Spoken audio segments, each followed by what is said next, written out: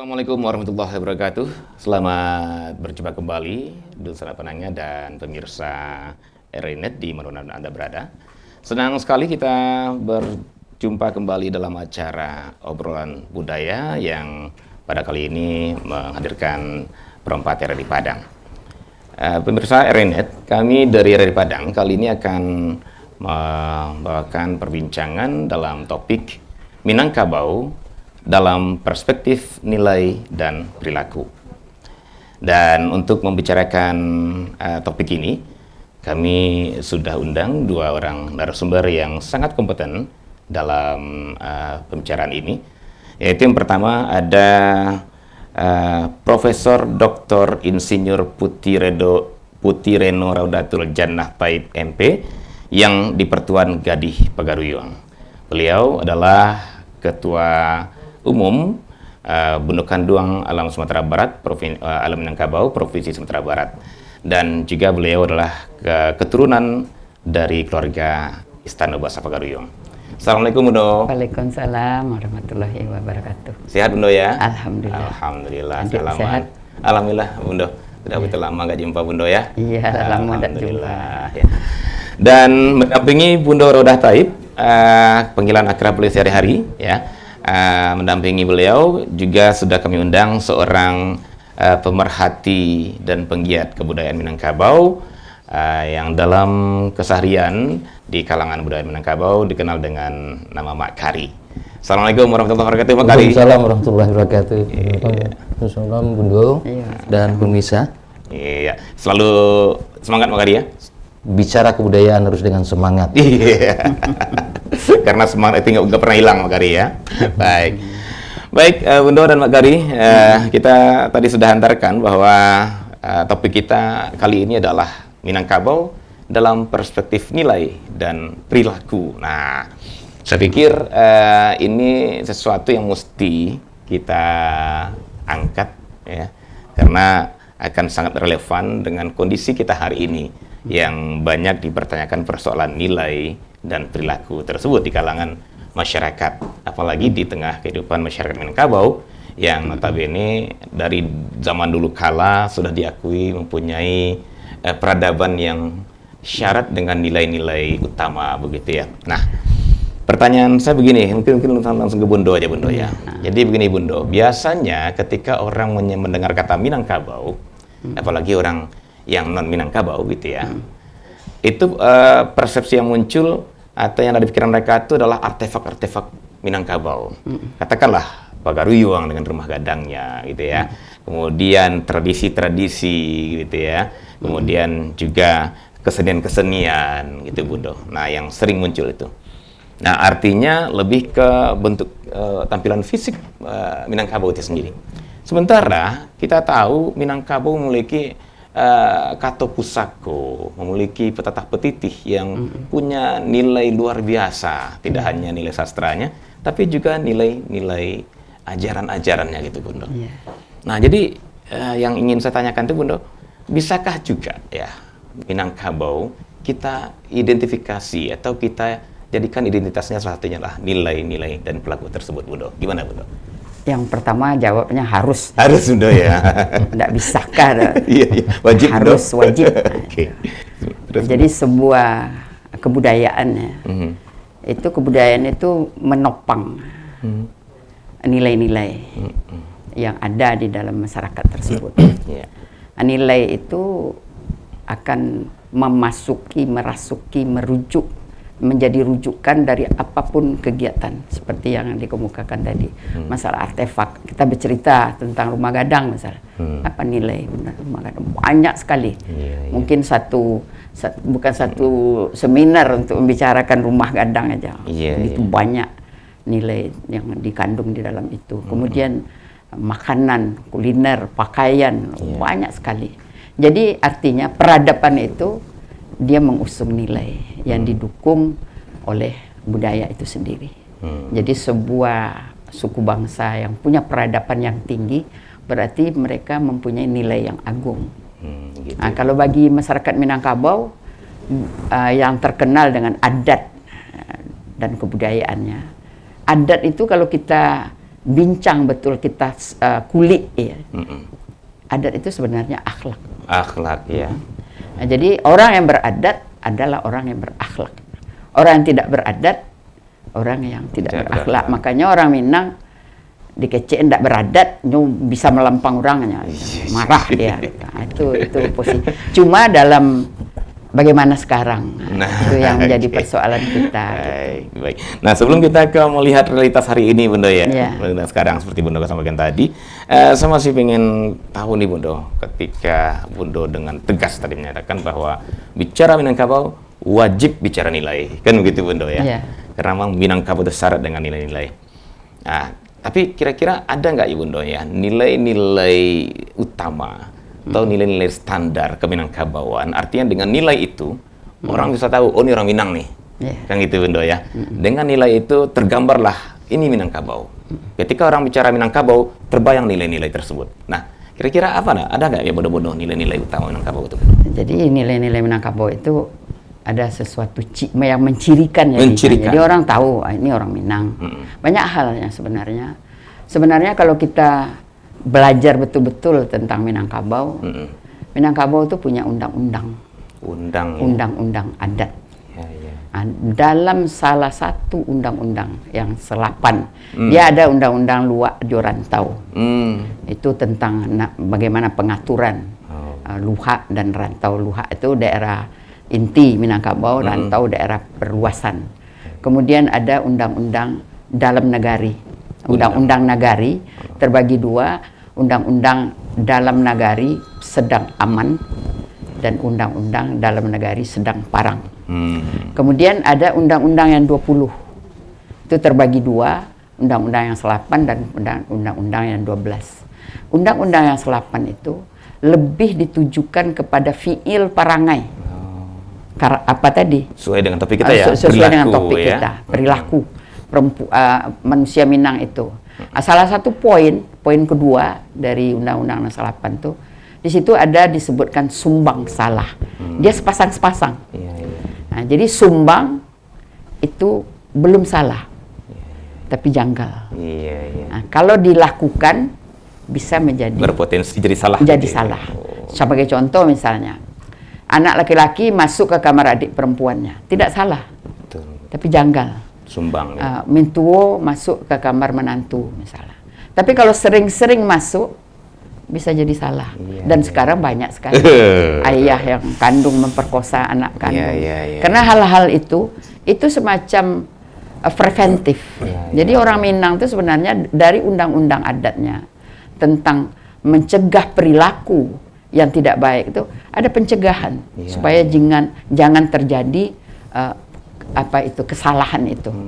Nah, itu Bundo. Jadi tapi ini juga belum, kalau tidak salah itu Bundo Kantong yang memulai mengangkat tentang Sumbang Dua Bale. Dan alhamdulillah dengan ada Pergub Gubernur itu sudah menjadi materi pelajaran untuk anak SMA, SMK dan SLB mulai tahun ini. Saya bicara Sumbang Dua Bale itu memang agak merinding juga saya, Bundo. Ketika ada di ujung patahnya, kalau parang boleh badamai gitu ya, Mak ya, saya lupa patahnya, tapi intinya, tapi ketika perempuan yang sudah dinodai itu seluruhnya turun gitu ya. Jadi dulu kalau ada sebuah kaum dilambangkan oleh rumah gadang, terjadi sesuatu yang sumbang, yang sudah salah ya. Itu biasanya tajuk-tajuk rumah itu ditutup dengan periuk, diberi tanda bahwa ini bermasalah ini. Sampai sebegitu ya. Begitu memelihara supaya jangan terjadi. Jadi kuncinya tuh malu. Jangan dipermalukan kaum. Kalau terjadi itu diberi tanda sehingga siapa yang datang ditanya apa masalahnya. Berarti apakah bisa saya tarik satu benang merah nih, Bundo? Salah satu nilai utama Minangkabau itu malu tadi. Iya, malu. Malu ya. Malu itu rem dari segala. Dan Nabi pun mengecek. Kalau tidak malu, berbuatlah apa saja. Di malu itu rem. Jadi kalau di Minangkabau, apa ukuran nilai? Bagaimana menjaga nilai? Ada 4 hal. Ada raso je periso. Raso dibawa naik, periso dibawa turun. Raso itu perasaan. preso itu pikiran. Betul.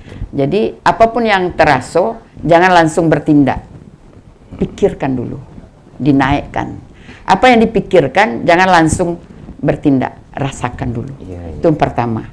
Yang kedua, kepantasan dan kepatutan. Apapun yang mau kita lakukan, berpakaian, makan, bicara, bertanya, pantas dilakukan. Jadi itu timbangan. Kemudian yang ketiga, bari balabe. Bari balabe itu maksudnya tidak bertentangan dengan hukum adat, hukum agama, hukum negara. Kemudian ukuo jojangko, waktu. Jadi sesuai. Nah, keempat-empat itu menjadi timbangan bagi seseorang untuk melakukan apapun. Bahkan berpikir pun harus ada timbangan itu. Luar biasa. Luar biasa, Bundo ya. Cuma kita tidak, kadang-kadang ada, terutama generasi muda ya. Kalau kita bicara Minangkabau kuno, tradisional. Beda, Bundo. Kalau Minangkabau itu tidak mengenal tradisi, adat dipakai baru, kain dipakai Kalau usang. saya masih ingat, Bundo, waktu masih SMA, Bundo, saya bilang, saya bangga sebagai anak Minangkabau. Karena saya yakin ini, dari ajaran-ajarannya, dari penilaian kata-kata pusakanya itu, pusaka-pusakonya itu luar biasa. Semuanya, ya nantilah kita apa ya, Bundo. Jadi sehubungan dengan malu tadi, keempat-empat tadi memagar malu itu. Memagar malu. Supaya jangan kita malu. Berarti itulah sesungguhnya nilai utama Minangkabau itu ya, malu ya. Malu. Oke. Artinya ketika malu sudah tersingkirkan, Ya. Minangkabau udah minggir gitu ya. Kalau dalam agama malu itu sebagian dari iman. Oke, Orang baik. Minang baik. itu jadi Baik. magar. Iya, baik Bundo, terima kasih antarannya Iya, Bundo ya. Dan iya. sekarang saya mau ke Mak Kari nih sebagai pemerhati kebudayaan Minangkabau dan juga penggiat budaya Minangkabau. Nah, Mak Kari, tadi kita sudah panjang lebar nih dengan Bundo ya, persoalan nilai keminangkabauan itu ternyata wajib. Ya. Artinya kalau tidak punya nilai, tidak Minangkabau lagi namanya kan gitu ya. Itu Bundo ya. Iya, iya. Oke. Baik. Nah, Mak Kari melihat bagaimana seperti yang tadi sempat disinggung sedikit oleh Bundo, kondisi hari ini. Nah, kan begitu persoalannya. Ketika konsep Minangkabau sudah dijelaskan Bundo begitu agungnya, bahkan untuk sampai salah saja sudah dikasih rambu-rambunya supaya nggak salah, bernama Sumbang ya Bundo ya. Nah, sebegitunya Minangkabau. Tapi gimana realitas keminangkabauan itu hari ini, baik itu di Minangkabau Sumatera Barat sendiri ataupun di perantauan, dalam pengertian Mak Kari mana? Terima kasih Adit. Ya. Izin Bundo. Iya. Saya mau nyambung dulu persoalan malu. Malu itu diukur oleh nilai-nilai yang diajarkan oleh kebudayaan setempat. Oke. Budaya lain juga punya batasan-batasan untuk dia tidak membuat malu. Iya.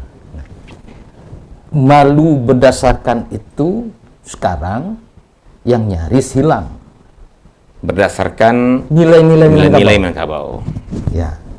Yang kedua kita punya kehilangan juga kebanggaan terhadap Minangkabau.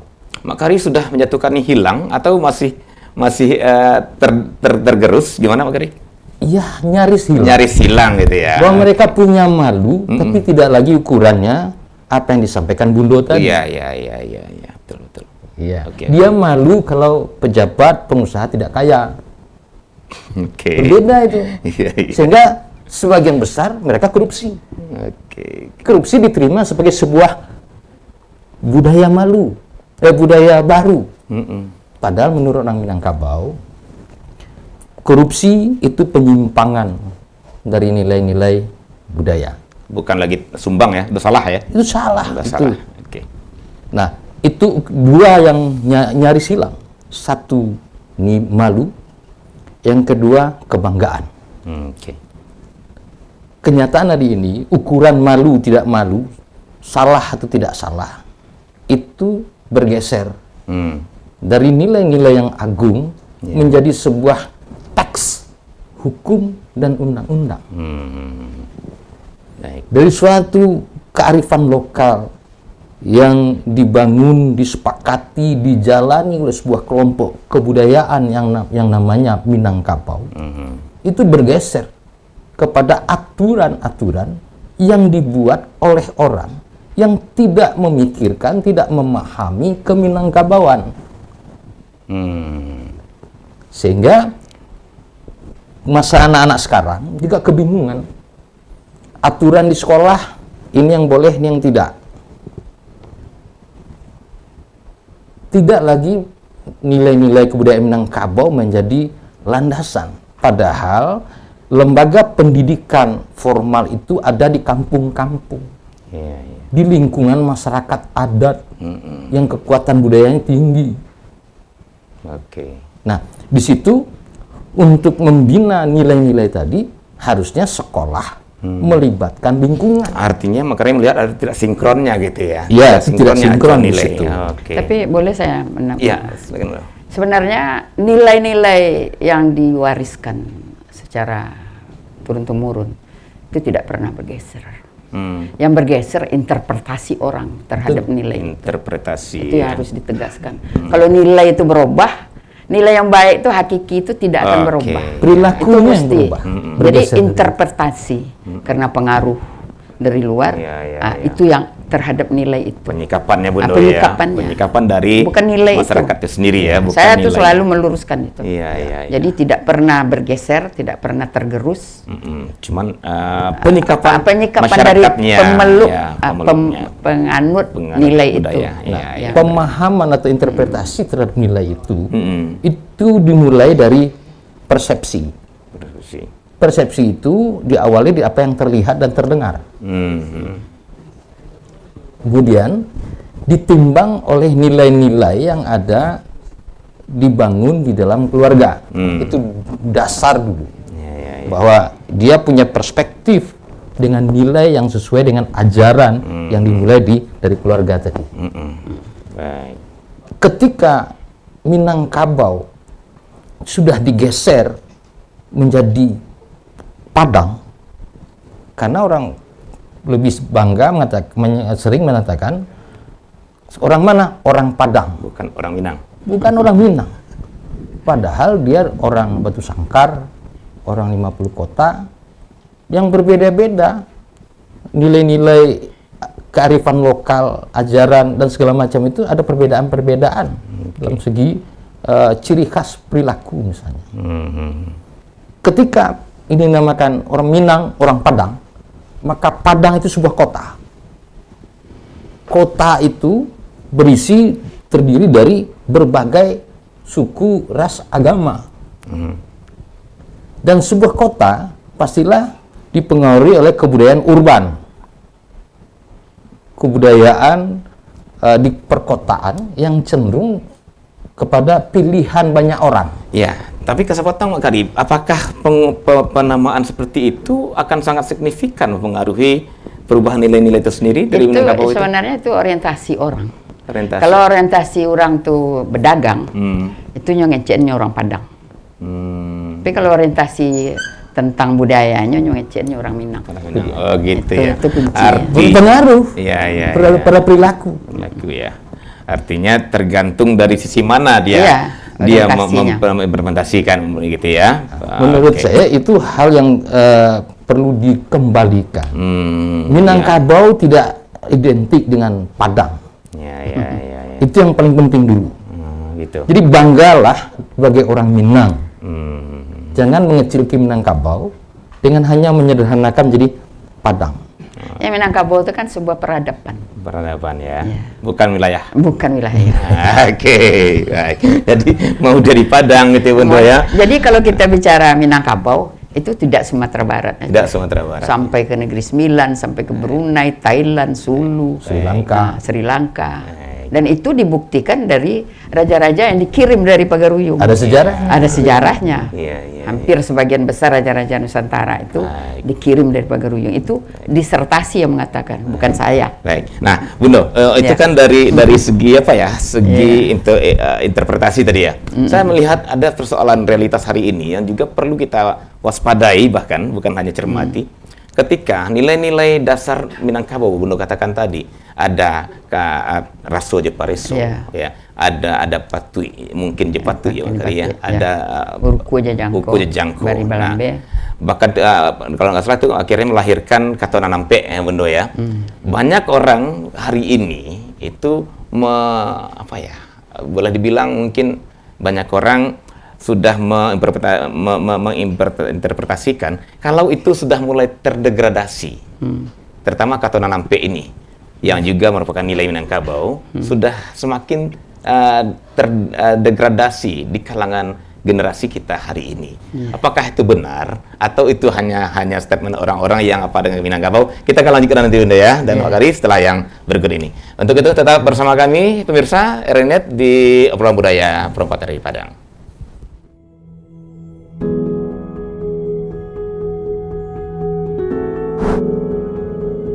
Satu kebanggaan bagi Indonesia, karena tambang batubara Ombilin Sawah Lunto, Sumatera Barat ditetapkan sebagai warisan dunia UNESCO. Tambang batubara yang disebut-sebut mirip dengan tambang batubara Belgia ini cukup unik, karena merupakan satu-satunya tambang batubara bawah tanah yang ada di Indonesia, yang beroperasi lebih dari 1 abad. Saat ini, lubang tambang batubara bawah tanah diubah menjadi lokasi pendidikan serta wisata. Wisatawan bisa mengunjungi Museum Tambang Batubara Ombilin yang terletak di sebelah kantor Unit Penambangan Ombilin atau UPO Sawah Lunto. Berbagai informasi mengenai sejarah perusahaan dapat dipelajari di museum ini, seperti beberapa peralatan yang digunakan untuk menambang batu bara di Ombilin sejak ratusan tahun lalu, beserta dengan diorama proses pertambangan batu bara.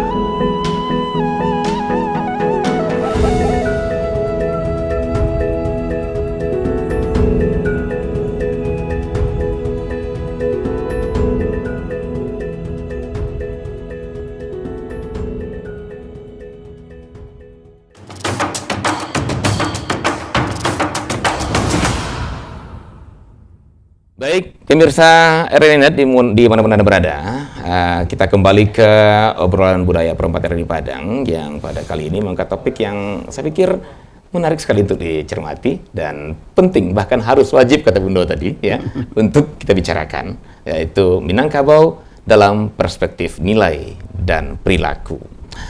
Nah, tadi kita sudah dapat jabaran panjang lebar ini dari Bundo Kanduang, ya Sumatera Barat, dari Makari sebagai pengawal budaya.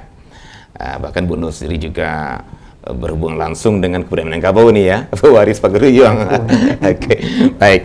Nah, Bundo, tadi sebelum kita break tadi, saya sempat mengajukan sebuah pertanyaan Bundo ya, persoalan realitas hari ini Bundo. Kalau tadi kita lebih banyak berbicara masalah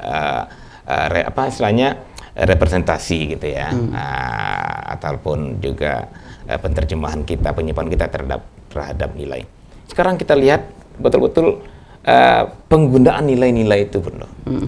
Banyak orang, banyak kalangan menilai bahwa generasi Minangkabau hari ini itu sudah mengalami degradasi terhadap nilai-nilai utama Minangkabau itu sendiri. Katakanlah umpamanya sumbangan 2 baleh tadi.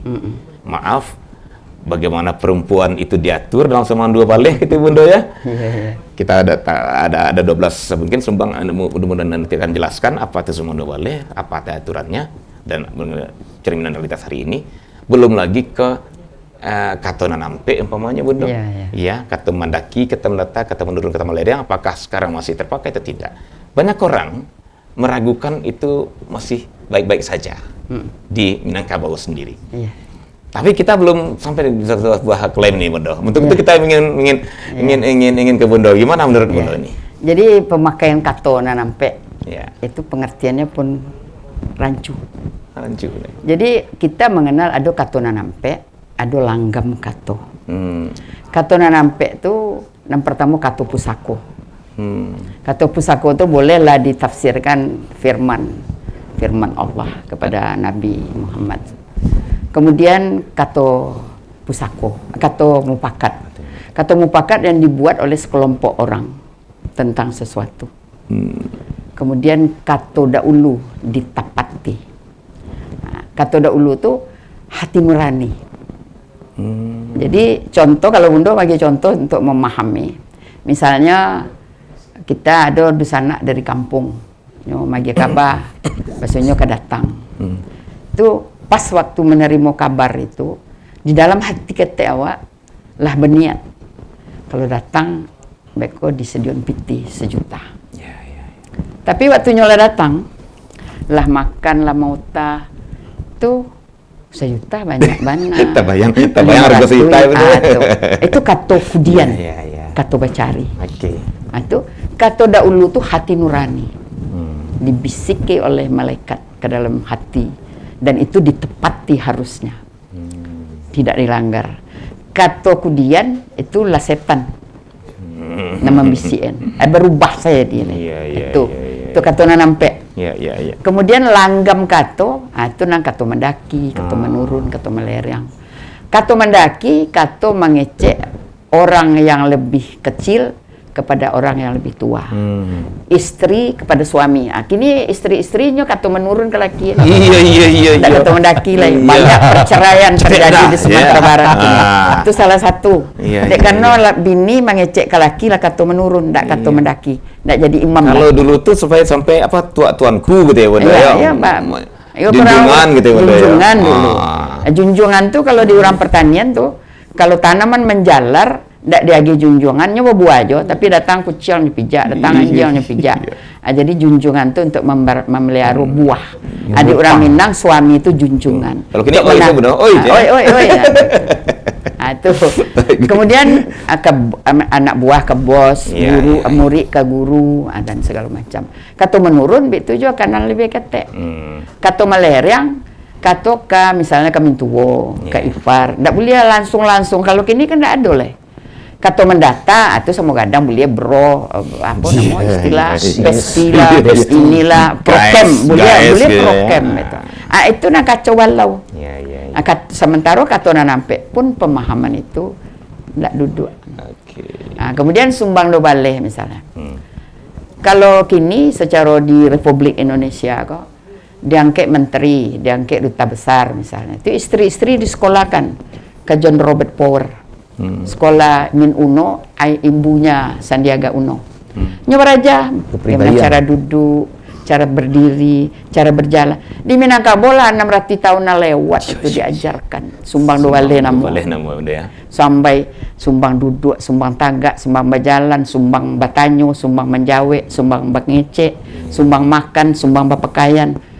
Dua balik macam. Seluruh adonan-ado di dalam tubuh. Itu yang dikendalikan. Tidak perlu belanja awak.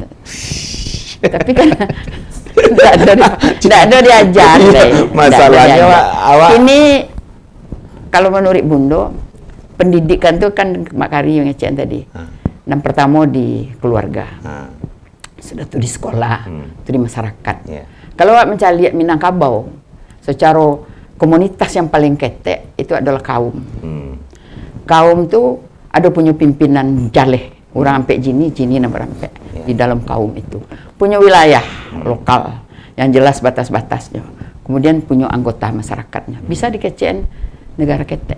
Betul. Nah, jadi di adat itu sebenarnya kalau awak cari, nyo bermain di kaum itu. Di kaum. Jadi pendidikan di kaum itu yang jadi utama. Harusnya gitu ya. Nah, sebenarnya apapun yang awak lakukan, misalnya kalau kini kan awak ingin bikin lembaga ini, majelis ini, iko itu. Sementara awak di Minangkabau tuh setiap kaum lah punya limbago. Mengada itu aja nanti dikuatkan fungsi-fungsinya. Misalnya orang sampai sini pengulu, manti, malin, dubalang.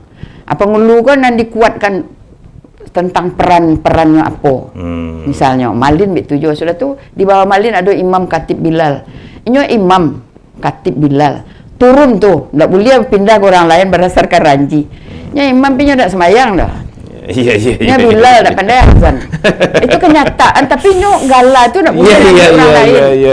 Itu nggak, siapa membina itu. Betul, makanya kalau ada lembaga-lembaga bentuk untuk kanduang, Elkam lah namo, soalnya membina itu. Itu fungsionalnya. Itu fungsinya. Itu nan punya masyarakat, punya daerah. Kalau bundo kanduang bentuk bundo mayang-ayang aja sebagai organisasi. Tapi di dalam kaum bundo menyelesaikan gitu. Dalam pendidikan yang paling penting apa itu kan pedusi. Betul. Kini pedusi nama desako tu ndak ngertinya dah. Jua sudah tu cek lai ada domain. Setiap orang Minang laki-laki atau perempuan punya 2 keluarga. Yang pertama keluarga kaumnya, di situ sukunya. Yang kedua dengan perkawinan, ia punya keluarga inti. Jadi makanya orang Minang tu tidak bisa dikecein matrilineal dah. Kalau matrilineal banyak orang lain, tapi beda aja Minang. Minang tu banas. Orang Minang itu lahir dari 2 tali sambung. Pertama tali sambung dari ayahnya menjadi nasabnya. Kemudian tali sambung dari rahim induknya itu yang diambil jadi suku. Ada hadisnya tapi bunda tidak hafal dah. Jadi ada sebagian sifat Tuhan yang diletakkan di dalam diri perempuan namanya rahim. Di orang Minang di rahim itulah dibesarkan sperma sel telur menjadi manusia. Itu yang diambil menjadi suku. Tali rahim dan tali suku itu dan tali nasab ya, itu tidak akan pernah putus sampai hari kiamat. Jadi orang batu sana tidak akan pernah putus. Makanya, itu nan silaturahim. Iya. Makanya bako selalu dilibatkan setiap acara. Itu bako pisang, tuh, gitu ya? bako tuh bijo. Bahasa Minang. Wah, jadi itu nan nasab awak. Itu nasab itu ya. Oke. Jadi itu mesti didudukan. Baik, terima kasih Bunda dan ke Makari nih. Makari, kita sudah dapat gambaran dari Bunda. Begitu realitasnya hari ini Makari ya. Bahwa ternyata kalau saya setir setelah Bunda tadi, orang Minang itu tidak perlu belajar sesungguhnya, karena jauh sebelum pelajaran itu ada, orang Minang sudah menerapkan gitu. Jadi kalau ada salah satu jargon atau apa istilahnya ya perusahaan kita, kami telah berbuat sebelum lain memikirkan gitu ya. Nah, Minangkabau begitu kira-kira ya Bendo ya. Iya. Nah, tapi persoalannya Bunda Makari, kenapa? Nah, kenapa justru di tengah pusat kebudayaan yang begitu agung ya bernama Minangkabau ini justru di sana terjadi degradasi yang kita sampaikan tadi. Ini di mana nih akar persoalan yang kali ini? Sesuatu yang bagus, yang bernilai itu harus diberitahu, disampaikan kepada orang lain, sehingga mereka tahu bahwa kita ada punya nilai. Pada orang lain nih. Orang lain itu bisa saja selain diri kita. Oke.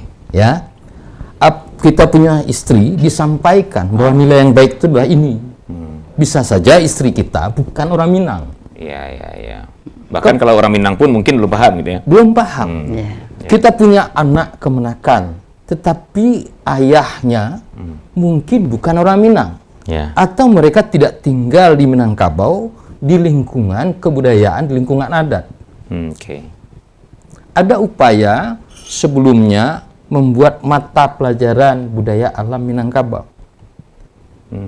Itu diharapkan bisa menjadi media transformasi, transfer nilai-nilai kepada generasi berikutnya. Nah, ternyata itu persoalan karena tenaga pengajarnya dan segala macam buku rujukan segala macamnya itu, dan orientasi mereka adalah aspek kognitif, hafalan.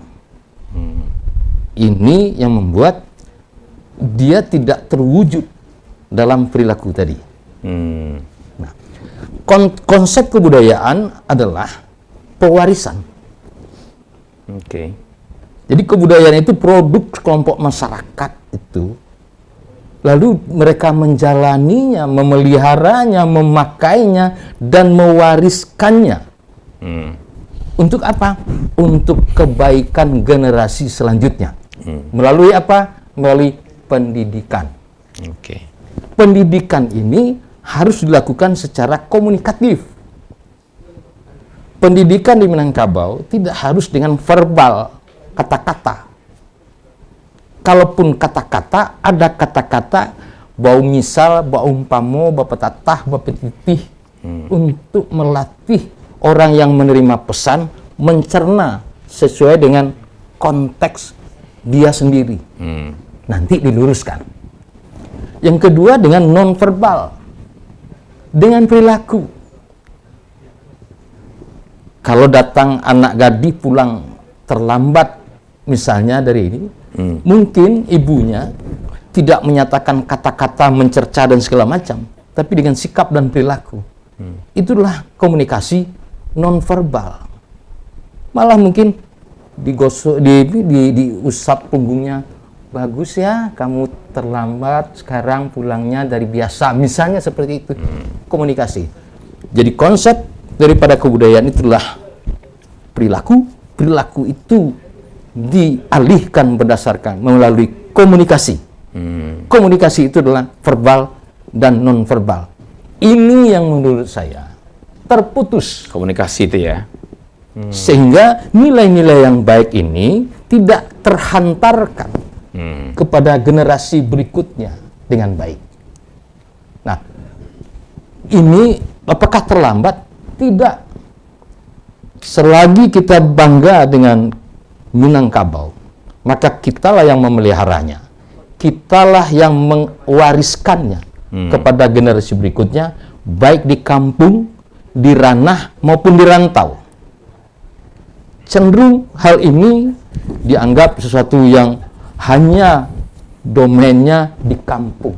Ya, oke. Ya, padahal Bicara adat hanya di kampung. Gitu. hanya di kampung. Di rantau itu banyak sekali orang-orang kita yang merantau waktu muda, kekurangan modal tentang kebudayaannya dia, nilai-nilai adatnya dia. Tapi sudah beranak pinak di situ, dia rindu. Tapi kita jarang menjangkaunya. Bahwa mereka tidak bisa pulang setiap tahun, seperti kalau dia merantaunya di Manado misalnya, di Papua dan segala macam. Ini terputus. Siapa yang akan menyambungkan itu? Ada namanya media. Bundo bilang tadi, Bundo sudah melakukan melalui video call dan segala macam teknologi. Teknologi ya. Nah, itu kan sudah hal yang baik. Tapi kalau ini dijadikan alat utama, salah satu alat penting, media penting untuk menyebarkan, mewariskan nilai-nilai itu, maka bisa saja. Baik. Setiap nagari itu punya channel sendiri. Setiap kaum misalnya, atau setiap nagari punya channel sendiri, di mana di situ bermain menjadi pentas para penghulu, nenek mama, penanggung jawab adat ini untuk menyampaikan kepada yang banyak. Sekarang kesannya para penghulu atau nenek mama itu kehilangan pentas. Mereka berkumpul dalam organisasi, tapi tidak ada pentas untuk memberikan, mewariskan nilai-nilai itu. Ketika sekolah sudah didominasi oleh guru, jadi kehilangan itu. Jadi saya melihat di situ persoalan bagaimana mengkomunikasikan nilai-nilai baik ini dengan cara yang tepat, sesuai ukua, jojangko, bari. Balabehnya itu sementara. Nah, itu mungkin dari sisi sistem kalau saya lihat ya, sistem pewarisan ya, komunikasinya terputus kata Mak Karina. Nah, saya juga pengen ke Bundo. Saya ingin tahu nih di budaya kita Minangkabau nih Bundo ya. Sebelum kita mengenal sistem pendidikan yang formal gitu ya. Toh adat Minangkabau ternyata sudah berjalan dengan baik gitu ya. Tapi walaupun belum formal. Apa yang bisa membuat adat itu sekian lama, budaya itu selalu bertahan, bahkan sudah banyak juga budaya lain masuk tapi tetap bertahan sebelum ada pendidikan formal sekalipun. Nah, kira-kira kita ingin tahu kekuatan ini, kalaulah bisa ini diadopsi kembali. Nah, kan gitu. Silakan Bunda. Jadi kalau kita melihat Minangkabau, baik sistemnya atau bentuknya, peranan pendidikan itu terletak pada tangan perempuan. Utama. Sepakat. Mulai dari keluarga. Makanya dengan tadi bersuku ke ibu, rahim itu. Sejak seorang ibu telah mendidik anaknya dalam konsep pendidikan Minangkabau sejak dari dalam kandungan. Namanya manjujai. Manjujai ya. Nah, jadi anaklah dijujai sejak kandunganlah berumur 3 bulan. Dan baru sekarang diketahui bahwa kandungan 3 bulan itu telinganya sudah aktif. Jadi di mata nenek moyang awak siswa. Nah, jadi kadang-kadang Bundo kalau magi apa tuh, bala cara mendidik anak dalam kandungan Bundo. Dan dididik itu mandenya. Baaknya berpakaian yang baik, cara makan yang baik, cara duduk yang baik itu untuk mendidik anak di dalam kandungan. Gitu. Di dalam adat disejalankan dengan upacara adat. Ketika kandungan anak menantu lah berumur 3 bulan, tu mintua lah datang membawa macam-macam buah, macam-macam apa, manilau, cucunya ada dalam kandungan, lah disapo tu. Kau jadi sia besok kau. Sebuah upacara yang sangat berisi konten pendidikan yang sangat besar. Kemudian 7 bulan sampai anak lahir, sampai bahkan kalau di Minang tu menjujai anak tu ndak ketika sampai umur 1000 tahun 1000 hari aja dah. Sampai lah gae anak laba pangkai anak. Akini anak-anak nak laba pangkai ndak taluk ada orang gae menjujai lah. Makari S2 pulang kampung tetap uyang ya. Ambo pengalaman ambo mama ambo. Iya. Mak Sultan Usman jadi wali kota pertama di Payakumbuh. Pulangnya mencari orang gaeknya. Ambo menyaksikan pakai auto pejabat lah. Iya. Tunyo dengan tentu bagaimanapun nyo mempersembahkan ke orang tuanya. Hei yong, kecil nenek ambo. Le nak piti orang cilok mendukung. Nyo jujai jo anak tu. Betul. Akini jangan kan anak. Bini tak pernah menjujai laki dah. Gaji 5 juta, nyo bawa piti 10 juta. Harusnya kan dipertanyakan 5 juta kau di mana pek dah.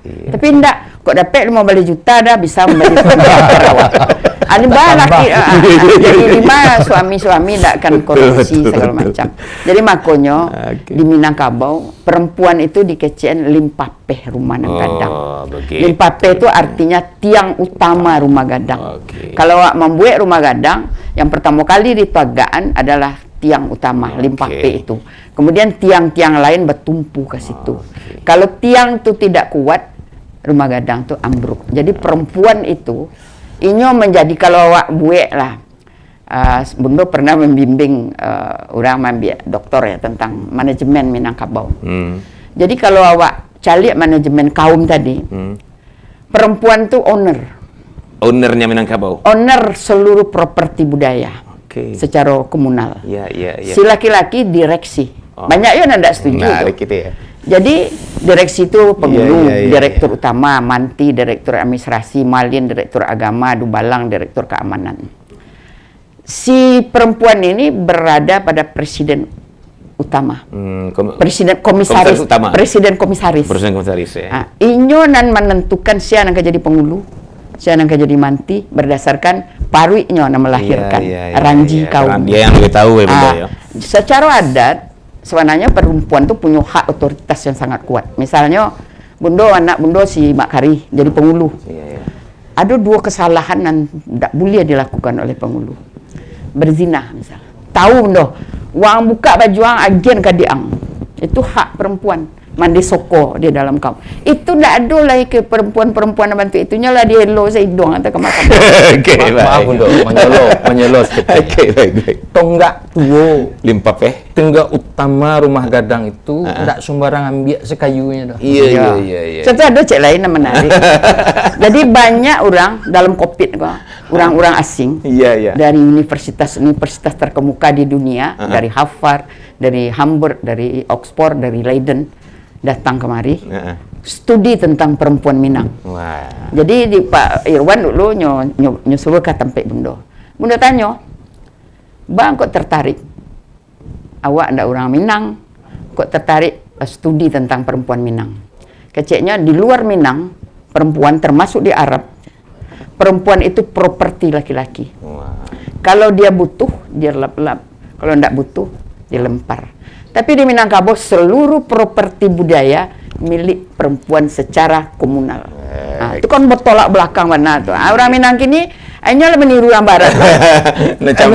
Pemilikan yang dimaksud kebanyakan perempuan gini lah pemilikan harta. Harta ya. Padahal nilai. Harta dan nilai. Dan harta itu tidak ada milik pribadi. Komunal. Milik ganggam untuk hak pakai. Kini ndak hak. Kalau lah dia agennya buat rumah tu lainnya punya menguasai gitu. Baik. Itu maka kini lah dijual lah digadain banyak padahal dek nenek moyang awak Pusako tinggi. Saya pikir nih besok kita harus bicara tentang perempuan Minangkabau khusus nih. Di orang budaya kita nanti. Baik. Bunda siap Bunda ya? Iya. Oke. Baik Bunda Magari, menarik sekali berbincang kita dan sepertinya kita akan lanjutkan nanti di sesi ketiga. Di sesi kedua ini kita sudah lihat akar persoalannya. Nah, pertanyaan berikutnya adalah bagaimana akan kita biarkankah kondisi degradasi ini, kondisi jalan biasa orang lalu kah? Atau memang awak anak lalu po aja pusako, gitu ya Mak Kari ya? Akan dibiarkankah ini terus berlanjut? Atau harus kita putus mata rantainya dan kita sambung kembali dengan masa lalu Minangkabau yang begitu agung? Ya Bunda dulu deh, supaya jangan lupa. Ini orang kayak apa lupa. Oke. Kita di sesi ketiga dulu ya Bunda. Oke, baik. Baik, pemirsa, kita akan lanjutkan nanti pertanyaan ini di sesi berikutnya. Tetap bersama kami di Obrolan Budaya Perempuan di Padang.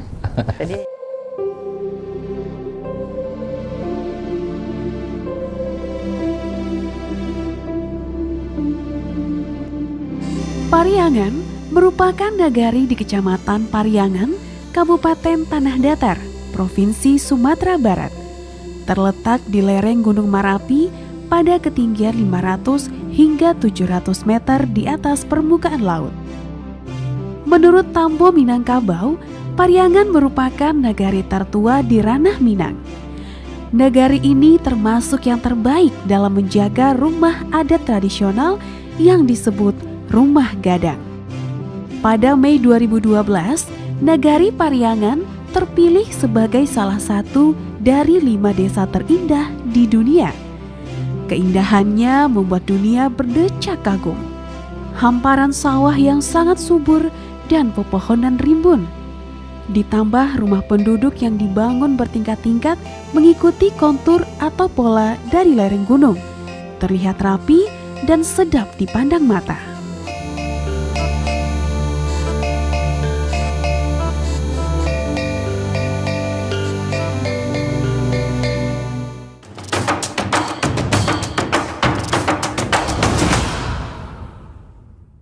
Baik, pemirsa RRI.net di mana-mana Anda berada, kita kembali lanjutkan obrolan budaya perempuan RRI Padang kali ini dalam topik Minangkabau dalam perspektif nilai dan perilaku ya bersama Bundo Kandong Ketua Umum Bundo Kandong Sumatera Barat yang juga merupakan keluarga langsung dari Istana Ubat Safagaruyong, Bundo Raudah Taib.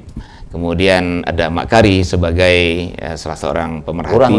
Urang Lapau. Oke. Baik, tadi kita sudah begitu menarik sekali ya dari persoalan ya dari konsep persoalan hari ini yang kita lihat sampai pada sebuah kesimpulan bahwa ternyata memang sudah terjadi degradasi. Saya tidak berani katakan sudah hanyut gitu ya, tapi terdegradasi. Mungkin kok tasangkut di mah kan gitu ya, Bundo ya. Nah kita akan coba cari tahu dulu sana penanya dan juga pemirsa RRI.net, apa akankah kita biarkan kondisi seperti ini terjadi berlarut? Kalau gua kata orang Minang, jalan biasa orang lalui Bundo ya, gantang di tukar mangaleh, ataukah kita harus memutus mata rantai ini dan mencoba mengembalikan kepada konsep-konsep Minangkabau Agung masa lalu. Untuk ini kita langsung kembali ke Bundo. Gimana Bundo? Yang pertama Bundo tidak setuju mengatakan Minangkabau di tepi jurang atau Minangkabau hanyut. Itu orang-orang pesimis. Awak harus optimis. Jadi sebenarnya untuk solusi bagaimana menjalin raso ya, tali raso itu kan itu yang hilang. Tidak ada dialog. Tali raso itu didapatkan pasti dengan sebuah dialog. Jadi kan itu masalah antara orang di Minang dan di rantau jo di ranah. Sebenarnya tidak persoalan dalam dunia modern kini, justru teknologi itu memberi keuntungan kepada awak. Ambo lah banyak tuh di kalangan Bundo Kandong membuat semacam anjuran. Jadi setiap kaum tuh kan tadi Mak Kari mengecek datuk-datuk tidak punya pentas lah. Pentas datuk-datuk tuh di kaumnya masing-masing. Jadi buatlah semacam zoom antar kaum dalam sekaum itu sehingga sekali dalam sebulan minimal atau paling banyak lah sekali dalam sebulan. Because sedulur sanak tuh tidak perlunya datang pulang kampung dah. Kalau pulang kampung kan ada yang tidak bisa pulang, dia karena biaya. Kemudian sekali sebulan berdialog. Nah di kampung menceritakan mbak di kampung bentuk kini kuah terjadi gelodo sia-sia do sana awak nang kanai segala macam. Anak di rantau merespon. Jadi ada jarak tu diperdekat, tali sambung rasa tu berjalan. Jadi untuk memutus tadi yang putih tadi menyambung balik itu dengan Zoom itu. Dan kami ambo di keluarga ambo sekali sebulan. Aduh, rutin nih, Bunda, ya? Rutin. Kalau ada kematian tahlilan itu tidak perlu pulang kampung doang. Di situ aja. Sehingga anak diwajibkan anak cucu nang ketek-ketek satu sadonya. Minimal mendanga. Ya, walaupun nggak ada persoalan mendasar yang kita bicarakan, minimal sapa-sapa gitu ya. Oke. Bilang sekolahnya gimana nih? Kuliahnya gimana nih? Anak siapa lah? Jadi kemanakan? Anak kau bertambah jalan cucu lah ikut kadang kawin bisu. Saking sibuknya Bundo. Iya. Kemanakan gagal kuliah nggak tahu? Nggak tahu. Jadi itu segitunya Mama Ari ini. Artinya untuk berjarak. Tapi kalau untuk masih bisa pulang kampung ya di rumah. Nah, itu saya jadi ingat nih Bundo. Mumpung masih Bundo nih ya. Kan itu kalau dulu di Minangkabau konsepnya salah tuh di rumah gadang ya Bundo ya. Nah, persoalannya lah hari ini rumah gadang kan secara fisik nggak lagi ada nih. Sudah sangat-sangat langka tanda kutip gitu ya. Bahkan mungkin hanya beberapa keluarga yang punya rumah gadang dan itu pun hanya jadi artefak gitu. Nah, apakah mungkin fungsi rumah gadang itu kita terapkan kembali di zaman modern seperti ini, Bundo? Nggak, rumah gadang tuh pengertian fisiknya rumah. Iya. Pengertian non fisiknya kaum. Jadi rumah gadang tuh tidak pernah hilang. Nah, hilang tuh tampeknya tuh. Iya. Kaum tuh rumah gadang. Oke. Nah, jadi kini di rumah biasa sama aja surau. Iya. Babaliak ke surau. Itu memang tempat di surau tuh tidak boleh. Tapi babaliak basurau.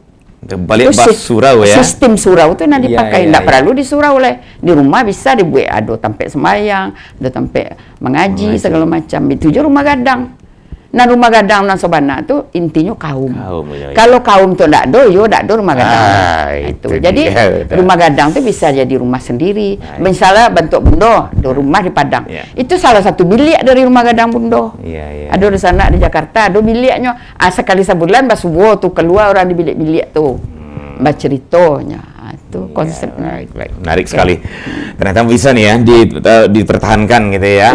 Konsep pendidikan tidak masalah tempat. Tidak masalah tempat gitu. Baik, Magari, gimana Magari melihat jadi kalau Bundo tadi ada persoalan jalinan rasanya ya, yang barangkali kita sinyalir sudah terputus ya selama ini atau diputus oleh keadaan gitu ya, katakanlah itu kita untuk melindungi mereka yang beralasan gitu ya, karena keadaan berjauhan selama jam kami tidak sepulang karena kan tidak tahu diputuslah oleh keadaan. Nah karena rasa tidak nyambung akhirnya ya hubungan tidak lanjut dengan baik gitu ya. Nah, Magari melihat dari sisi pendidikan tadi dan dari sisi panggungnya, saya menarik ini dari panggungnya nih Amak tadi, walaupun Bundo sudah menjawab dengan Zoom umpamanya gitu ya. Tapi mungkin Magari juga punya alasan maksud di balik Mamak hilang panggung itu, Magari silakan. Iya, Mamak itu dia bertugas selain memelihara adat, juga membimbing kemenakan. Gitu. Nah, kuncinya di situ bagaimana mengintensifkan kembali komunikasi minimal sekurang-kurangnya di dalam kaum, lebih utama di dalam keluarga, berkomunikasi tentang kebudayaan, tentang nilai. Nilai ya. Oke. Itu. Salah satunya tadi intensifkan setiap bulan. Ada pertemuan, bisa dengan berbagai teknologi yang ada itu. Kemudian juga ada buku yang mencatat tentang hal-hal adat Salingkar Nagari misalnya. Di kampung A ada buku tentang cara meminang misalnya. Itu ada buku kecil, tapi tidak perlu banyak-banyak, dicetak, cukup di PDF-kan. Lalu dikirim ke seluruh anggota kelompok komunikasi ini. Kalau tidak, nanti tidak ada Bundo dan yang tua-tua lain kehilangan rujukan. Karena setiap nagari berbeda. Contoh, kalau Manjalang Mintu seperti apa? Di nagari A, B, C. Jadi ada di situ tuh hal yang perlu dipelihara dan dicatat, diinformasikan. Apa yang itu pakaian adat, bukan baju ya. Iya, iya. Nggak benar. Seperti Apa yang harus menjadi dari rumah dipakai? gadang bukan hanya rumah gitu ya. Bukan. Yang kedua, apa itu pamenan adat? Itu juga dijelaskan di dalam catatan atau bentuk dokumentasi yang teknologi aja, PDF. Apa itu yang bungo adai? Baik, baik. Sekarang kita tanya itu bingung. Di kampung pun tidak ada orangnya. Jadi didokumentasikan, dikomunikasikan, dan masing-masing penghulu yang mungkinlah lama ndak membaca buku, mungkin buku kelahnya dia Nyanggalodo atau dia zaman, carilah bukunya kembali. Tidak hanya bisa mengandalkan bagalah adai berarti kita sudah tahu. Belum tentu, belum tentu. Jadi munculkan kesadaran baru bahwa adat ini untuk dipakai mulia selama dunia akhirat. Jabatan yang dipertaruhkan, diamanahkan oleh kaum itu harus dipertanggungjawabkan dunia akhirat. Maka ayo sama-sama. Itu dari kelompok adat. Yang kedua, pemerintah. Pemerintah harus menjadikan adat ini menjadi landasan nilai di dalam pembangunan, di dalam pendidikan. Kalau pemerintahan harus ada aturan. Dibuat perda yang sesuai dengan nilai-nilai kebudayaan daerah. Jangan nilainya kebudayaan yang lain. Itu menurut saya seperti itu. Tidak ada yang bisa kita sesalkan karena waktu sudah dihanyutkan oleh zaman. Zaman itu berubah, sekali ia gadang, sekali tapian berubah. Berubah tanda kita adalah makhluk yang fana. Hal yang biasa. Iya. Rumah gadang Minangkabau adalah alam. Alam ini harus dijadikan guru. Iya. Rumah gadang tidak hanya dalam bentuk fisik, tapi di mana kita berlindung, di mana kita bisa lebih nyaman dan aman dalam sebuah kelompok itu. Orang Minang sudah menyatakan rumah gadang orang Minangkabau itu apa? Alam ya Bunda. Oke, baik, baik. Nah, dan ya, sepertinya memang kita sampai di sebuah kesimpulan bersama, solusi yang bisa kita mainkan di kalangan masyarakat ini sekaranglah menghidupkan melalui komunikasi ya Bunda ya. Mendialogkan kembali nilai-nilai Minangkabau itu dengan mama, kemenakan ya Bunda ya, dan seluruh anggota kaum gitu ya, dengan teknologi yang ada hari ini. Tambah sedikit lagi, dibilah mana yang pokok, mana yang aksesoris. Iya, iya. Jangan sudah bisa membuat pantun tuh dikatakan sudah salah satu ciri Minang. Iya. Sudah bisa memakai destar, oh kok lah Minang. Iya. Cobalah sadarlah kembali, Minangkabau tidak terletak pada aksesoris itu. Ya, tapi pada nilai ya. Pada kehidupan. Pada kehidupan. Oke. Baik, Bundo dan juga Ahmad Kari, sepertinya kita pengen banyak-banyak lagi yang berbincang-bincang masalah nilai dan perilaku Minangkabau ini. Tapi ya waktu yang batasi kita Mak Kari dan Bundo. Namun sebelum berpisah, saya pengen ada semacam closing statement nih. Mulai dari Bundo dulu dan setelah Mak Kari.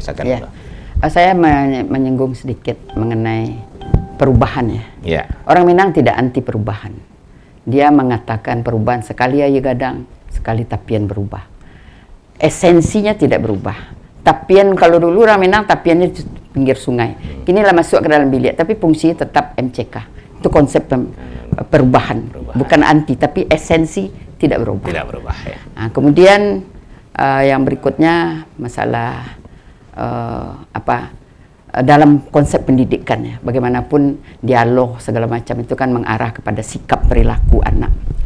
Jadi kalau kami diajarkan oleh nenek atau oleh ayah, oleh ibu. Ada pertimbangan seorang anak dalam dia bersikap. Apapun yang kalian lakukan, yang tidak boleh itu 3 hal. Yang pertama, ibu kalian tidak boleh menangis. Iya, iya, iya. Ayah kalian tidak boleh susah. Mama kalian tidak boleh malu. Iya, iya. Nah, itu sebenarnya itu didudukan posisi amande, posisi ayah, posisi mama. Jadi kalau lah malu, itu persoalan mama. Kaum. Nah, itu pertimbangan yang harus diajarkan kembali, ke anak balik. Di dalam dunia kini apalagi, iya, betul, mesti ada pertimbangan-pertimbangan. Kalau enggak, anyui. Oke. Itu barangkali. Baik, terima kasih Bundo Ya. untuk closingnya, dan Mak Kari mungkin. Ya, terserah kita. Kita mau memilih menjadi orang Minangkabau dengan nilai yang sudah ada dan menjadi bagian dari proses kehidupan kita atau tidak. Tidak ada masalah. Tapi jangan tanggung-tanggung yang itu merusak nilai. Iya. Satu. Yang kedua, penghulu, pemerintah, kepala perusahaan, kepala lembaga, itu pemegang tampuk kendali. Maka dia akan diminta pertanggungjawabannya sampai ke akhirat nanti. Oke. Kalau mau menjadi manusia yang selamat, apalagi dia kepala pemerintahan punya gelar penghulu, lebih besar lagi. Dengan apa? Dengan tunjukkan dengan perilaku, berikan fasilitas, lalu buatkan aturan agar adat ini dihargai semua orang, tidak hanya menjadi aksesoris pemanis kata di dalam pidato-pidato. Adek pesan di syarak pesan di kitabullah, membangkit betang tarandam. Kita tidak paham. Itu Oke. mudah-mudahan tidak ada. Amin. Kalau ada, balian ke Bundo. Oke, baik. Boleh tambah cek lah. Oke. silakan. Jadi kalau kini kebiasaan ya Nambo Calik sudah menobat penghulu sekampung 20 orang 50 orang. Sudah itu diimbau kawan kita untuk beraja balu persambahan. Penghulu itu tidak balu persambahannya menitah. Oke. Dianggap kalau lah beraja dua persambahan itulah selesai Lah tugas beradai. penghulu. Tugas penghulu itu tidak itu doh, itu tugas manti, tugas segala Iya, macam. iya. Itu keliru. Kepala muda tuh. Oke, Itu kekeliruan yang paling luar biasa. Iya, yang perlu Nggak kita ngerti. benahi ya Bundo ya. Itu yang perlu dibenahi. Baik Bundo dan Mak Kari. Iya. Kalau mau punya malu dan harus punya kebanggaan tentang Minangkabau. Minangkabau. Insya Allah nanti kita akan lanjutkan di perbincangan berikutnya, Mak Kari Bundo ya. Iya. Ini masih banyak PR kita ini. Baik, Dusra Pendengar dan juga pemirsa RMNet, sampai di sini dulu acara obrolan budaya Propater di Padang pada kali ini dalam topik Minangkabau dalam perspektif nilai dan perilaku bersama Profesor Dr. Insinyur Putih Reno Rauratul Jannah Taib MP yang di Pertuan Gadih Pagaruyuang, juga Ketua Umum Bundo Kanduang Provinsi Sumatera Barat dan Provinsi Sumatera Barat. Alam Minangkabau. Alam Minangkabau. Iya. Ketua Umum Ketua Umum Bundo Kanduang Alam Minangkabau ya. Kemudian didampingi oleh Mak Kari ya. Urang Lapau. Baik, sampai di sini dulu dan terima kasih atas atensinya. Sampai jumpa. Assalamualaikum warahmatullahi wabarakatuh. Waalaikumsalam. Waalaikumsalam warahmatullahi wabarakatuh.